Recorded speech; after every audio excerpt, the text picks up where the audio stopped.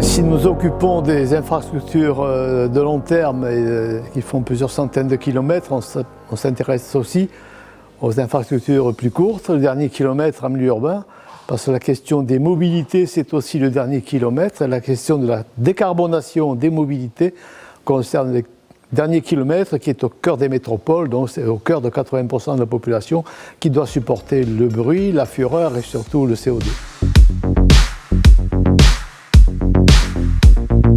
C'est aussi de faire partager et de partager avec la métropole de Montpellier, qui est la 7e métropole française, ce n'était pas prévu il y a 30 ou 40 ans, les enjeux des mobilités en cœur urbain.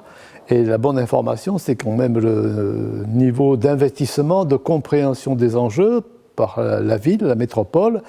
Il suffit d'écouter Julie Fraîche qui a en charge ce secteur le plus difficile, parce que il y a au cœur aussi des problématiques d'acceptabilité, de construction ou de co-construction avec les grands acteurs. Et toute réflexion faite, c'est en tout cas ma conclusion pour cette journée à Montpellier. Les conditions de la réussite sont déjà bien remplies, puisqu'il y a un dialogue en continu avec tous les acteurs pour réussir, dans un temps qui sera peut-être le plus court possible, pour le bien commun de Montpellier et des populations.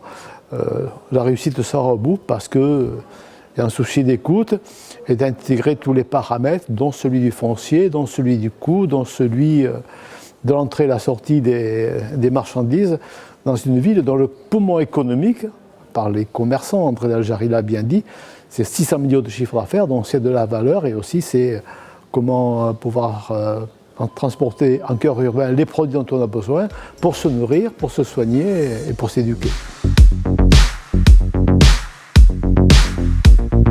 L'enjeu des mobilités décarbonées, c'est la question numéro 1. On sait que le transport impacte pour une part très importante d'émissions de CO2.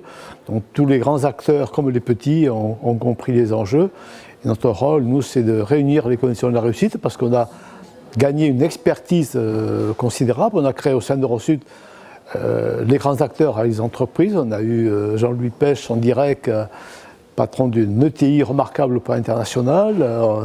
On a le groupe La Poste, les opérateurs publics, privés.